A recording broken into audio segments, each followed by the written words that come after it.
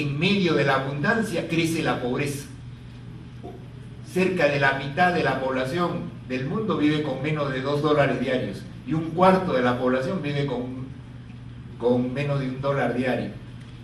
¿Cómo es posible que ocurra en un mundo como en el que vivimos? Creo que esa es la tarea fundamental de las ciencias sociales, y la del profesor de ciencias sociales creo que es ofrecer al alumno la capacidad necesaria para entender el mundo en el que vivimos. Y uno de esos aspectos lo ha señalado el colega cuando dice: ¿qué es eso de capitalismo en la colonia? Eso es un problema antiguo. O sea, cuando yo comencé a enseñar en San Marcos en 1970, se discutía ampliamente si el Perú era capitalista o feudal, ¿no? En 1972, en la Facultad de Letras, donde estábamos los de Ciencias Sociales, se dio una discusión en el SUTEP, ¿no?, si era feudal o capitalista, y se votó, ¿no? Se decidió por votación que el Perú era un país semifeudal. No señalo los interlocutores de esa discusión, pero quizá algunos de ustedes los conocen. Pero era un problema político, no era un problema académico. Era la distorsión para justificar determinadas políticas. Desde Sendero Luminoso, que dice que el Perú es un país semifeudal, de un país que es necesario que vaya a la nueva democracia y por lo tanto aliarse con la burguesía nacional, es decir, la tesis de las 4 clases de Mao Zedong, ¿no?, que es finalmente eso lo que estaba en juego, y por lo tanto había que hacer del Perú un país feudal. Cuando yo he planteado la idea de la perspectiva del análisis de los sistemas mundo, lo que quiero enfatizar es que la unidad de análisis no puede ser un país. Las relaciones sociales no terminan en las fronteras de un país. Desde la colonización europea de América se estableció un sistema mundial, ¿no?, que estaba interconectado, y este sistema mundial era básicamente un sistema orientado a la acumulación incesante de capital. Estos llamados señores feudales de la época colonial, ¿qué hacían? Producían mercancías, producían oro, plata, para la exportación, para obtener ganancias, que es la lógica del capitalismo. Se creó un sistema mundial. De lo contrario, si nosotros nos equivocamos en el análisis y señalamos que la nación o el país o un territorio es el objeto de análisis de las ciencias sociales, evidentemente nunca vamos a entender el mundo en el que vivimos. Tenemos que entenderlo como un sistema global, que no es solamente el que surge en estos últimos 20, 30 años, cuando aparece la idea de globalización. El mundo se globalizó desde la conquista europea de América. Y por lo tanto, el Estado-Nación está en crisis. El Estado Nacional, que en el Perú no llegó a constituirse plenamente, está en crisis. Ya la colega Luisa señalaba, ¿no?, como la experiencia de Bolivia, ¿no?, y también habría que señalar la de Ecuador, aunque no tiene la misma importancia.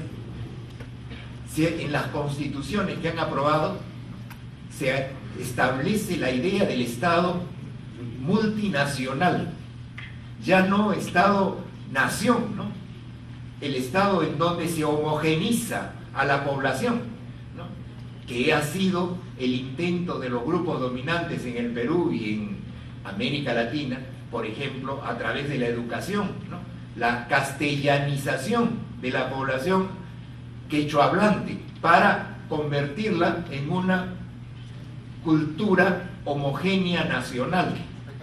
Precisamente la idea de el respeto a las tradiciones, las creencias, lenguas que existen en el país, nos lleva a que el Estado-Nación ya no pueda ser la base de un nuevo tipo de organización política. Lo que está en crisis es la idea del Estado nacional, del Estado-nación en el mundo. Lo que aparece no es la crisis del Estado, sino de esta forma de Estado, porque el Estado se consolida, pero es un Estado que, como dice un autor, así como se habla de estados totalitarios, se puede hablar de Estado globalitario, para referirse a un Estado que vincula la sociedad nacional a esa corriente global de globalización. Es decir, sea por el lado de los sectores dominantes, sea por el lado de los sectores dominados, la idea de Estado-nación ya no es más una idea viable. Lo cual no quiere decir de que no haya fuerzas políticas y sociales que luchen por un Estado nacional. Creo que esto es lo que está ocurriendo en Brasil, en Ecuador con el presidente Correa, parcialmente en Bolivia con Evo Morales. El debate entre lo que en Bolivia, por ejemplo, se denomina el socialismo comunitario y la posibilidad de un Estado-nación. Eso es un debate pendiente, creo. No solamente es teórico, académico, sino también político, práctico. Y finalmente, sobre la crisis. La crisis significa que un sistema termina, se erosiona ese sistema, se desarticula y se inicia otro u otros sistemas. Eso es lo que estamos viviendo en la actualidad, el fin de un sistema. Como dice un químico que ya murió, que fue premio Nobel de Química de 1987, Ilya Prigogine, que desarrolló la idea desde la física, de la teoría de la complejidad y del caos. Todo sistema pierde energía, todo sistema se erosiona y llega un momento en que se bifurca, se abre la posibilidad de otro u otros sistemas. La educación está en crisis en el sentido de que la manera de organizar el conocimiento, por ejemplo, en el caso que conozco bien de la universidad está en una profunda crisis. No es solamente en el caso de San Marcos, o sea, de donde enseño, por el desgobierno del actual rector y los grupos que lo acompañan, por la presencia de grupos senderistas, ¿no?, como dice la prensa, sino hay un problema estructural.